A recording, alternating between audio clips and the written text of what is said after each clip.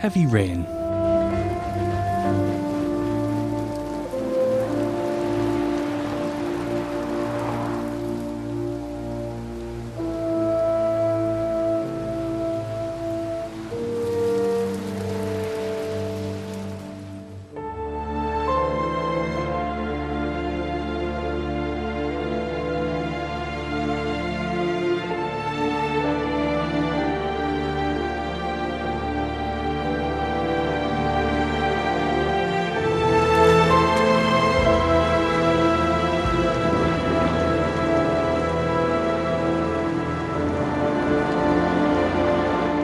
Heavy Rain is one of the best games I've ever had the pleasure of playing.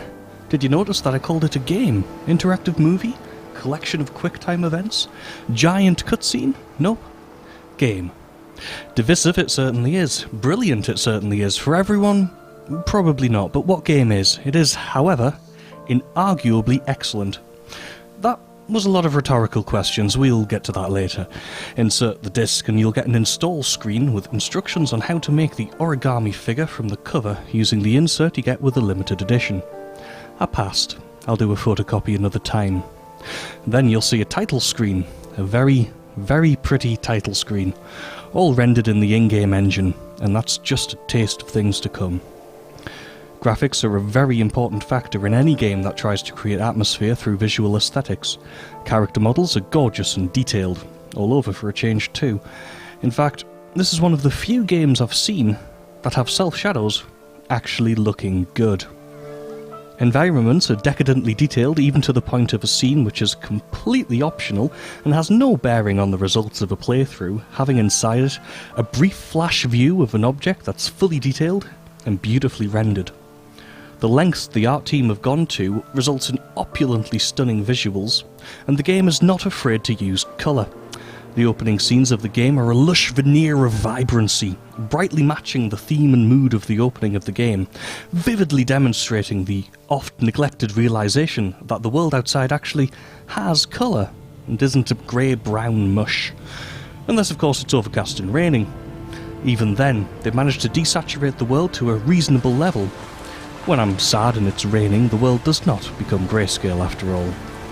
Nor is it afraid of graphical limitations at many points.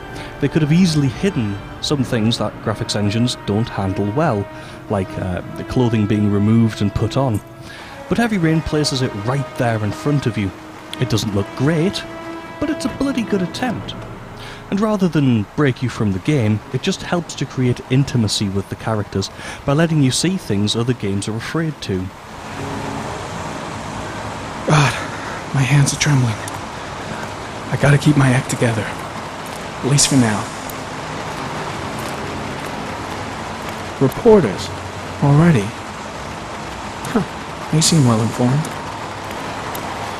There are some downsides, however. You're likely to experience a few glitches when you play through it. Most of them quite minor things, like characters occasionally walking through another character or through your display. Since the presentation is so exceptionally well done, these minor irritations are instantly forgiven. Since the game relies so heavily on atmosphere, you'd expect the music score to match, and Heavy Rain certainly doesn't disappoint. Having a full orchestra in a recording studio may be expensive, but has definite advantages over electronica. The sheer dynamic range of the music is a wonder to behold. The music does very well at evoking exactly the right emotion in exactly the right moment. At no point did I experience an inappropriate score when triggering an ill-placed event. It really belies the game's status as a labour of love and pays off wonderfully. One or two occasional sound cutting out problems don't mar the surprisingly good sound score. The only criticism I have for sound is that the characters can interrupt themselves rather than pausing and finishing off a thought first. Like any good story, it tries to do what most books manage easily, but games seemingly have a hard time doing. Multiple lead characters. This is a game where you can't really say. You play as Ethan, architect, since you actually control 5 characters over the course of the gameplay, and not in a passing the pole sort of way, but in a genuinely multiple perspectives in the same story kind of way. No mean feat in a game with so many alternate ways to complete a scene, although sometimes it falls foul of an out-of-place bit of dialogue that probably wasn't meant to be there. Interactive drama.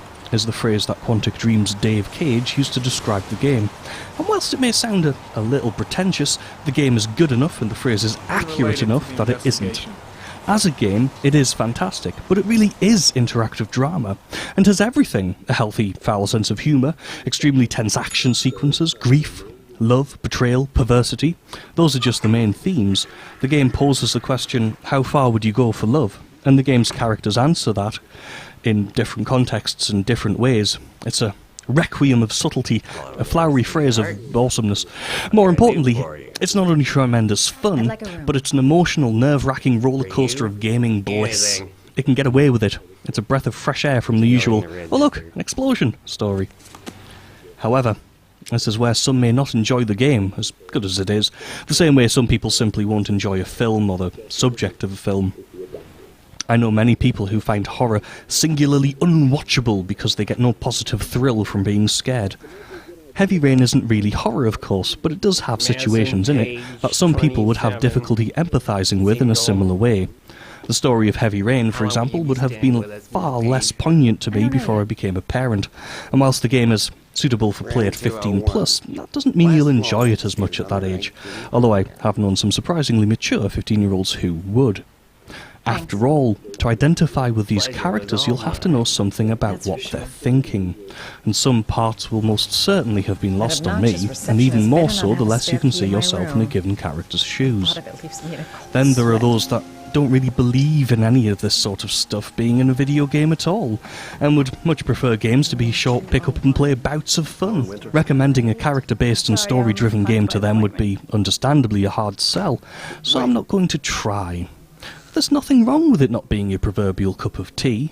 If you are even remotely interested in the themes or story or just anything character-based on a games console, you will love this game. The game opens idyllically and colourfully and manages to do what most games sadly don't bother with: character attachment. We instantly bond with the characters and situations within the opening because they're so human, with all of the idiosyncrasy we all love in the people we surround ourselves with. Basically, it's perfect without being vomit-inducing, unlike, say, Final Fantasy VIII, which just made me hate Renoa. Characters are properly introduced, and we can say so much about them from just a brief period of time purely by reading the context and, hell, the body language of the characters. That's great acting for you. Don't let anyone fool you by saying the acting is bad. There is such a thing as good acting and such a thing as bad acting, and good acting portrays a character believably. This game has good acting in oodles, and this isn't really an exercise in opinion. There have also been complaints about the voices being thinly veiled French. I'm not even sure how people can say this with a straight face, since it only applies to like one character, possibly two. It was probably French by design. Most voice actors in it are British, so be very wary of people who make this complaint. Of course, that's not to say that the accents aren't suitably quirky. The FBI agent has a curious way of pronouncing O, but that just makes him more likeable, and the story works so well because of the characters. For example, the way I felt real terror via empathy right near the start of the game was only possible because I could immediately identify with the characters and situations that the game shows you. And even though it was predictable, and necessarily so, otherwise the game wouldn't be, it was only possible because the game didn't tell me what was happening. It showed me exactly what was happening, but better than any film, because I had to do it myself. The palpable sense of overwhelming grief is only doable if you have good actors giving human reactions. Other mothers who find their son's body on a deserted wasteland. But you're right. Why should you care? It's not your problem anymore, right?